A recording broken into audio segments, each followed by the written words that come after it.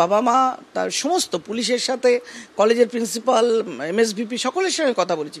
কিছু কিছু জায়গায় ল্যাকুনি আছে, কিন্তু মেয়েদের এই যে উনি বলেছেন রাতের বেলা বেরোতে দেওয়া না দেওয়া বা ক্যাম্পাসের বাইরে না যাওয়া, এটা আমি একেবারেই মানতে পারছি না। একটা মেডিকেল কলেজের যে মেয়েটি ডাক্তারি পড়ে, সে ডাক্তার হবে, সে রাতের বেলা তাকে কি আপনি তালাচাবি মেরে ঘরে রেখে দেবেন আর সে ডাক্তারিটা রাতের বেলা করবে না?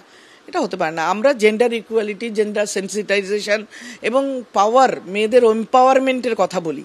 আমরা মেয়েদের শিক্ষিত করে সমান কদমে পুরুষের সাথে এগিয়ে চলতে বলি। আমাদের সরকার এবং আমাদের ব্যবস্থার মধ্যে আমরা প্রত্যেকটা মেয়ের পাশে দাঁড়াবার কথা বলি। প্রাইভেট মেডিকেল কলেজের এত ঝাঁ চকচকে ইনফ্রাস্ট্রাকচার, সেখানে রাস্তার মধ্যে 10টা modern camera, rotating camera, AI camera, এইসব যত বেরিয়েছে, সেগুলো কেন দেওয়া হয়নি? সরকার কেন দেয়নি? সরকারের উল্টো দিকে রাস্তার মিউনিসিপ্যালিটি কেন দেয়নি?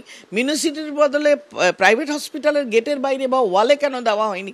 মেয়েদের এই যে হাজারখানেক মেয়ে, ডাক্তার, নার্স, ফ্যাকাল্টি রয়েছে, এদের নিরাপত্তার কথা সরকারের মনে হয়নি। প্রাইভেট কলেজের মুনাফার মধ্যে পড়েনি। সুতরাং মেয়েটি খাবার আনতে গেছে এবং ওদের হাতে পড়ে তার ধর্ষণ হয়েছে এবং তার যথাসর্বস্ব হারিয়েছে। মেয়েটিকে কালকে দেখলাম, মেয়েটি শারীরিকভাবে হয়তো সেলাই করে বা চিকিৎসার ফলে ভালো আছে, কিন্তু মানসিকভাবে ওর যে ক্ষতিটা হয়েছে, she is out of her mind. একদম 14-15 তারিখে পরীক্ষা, সে পরীক্ষা কি দেবে সে ঠিকঠাক নাম, বাবার নাম, বাড়ি বলতে পারছে না। যে শক, মানসিক যন্ত্রণার ভিতর দিয়েছে সরকার বা প্রাইভেট মেডিকেল কলেজে, ওকে সেটা ফেরত দিতে পারবে না। এটা আমাদের সিস্টেম ফেলিওর এবং এটা আমাদের মানতে হবে এবং এর জন্য যা যা করার করতে হবে।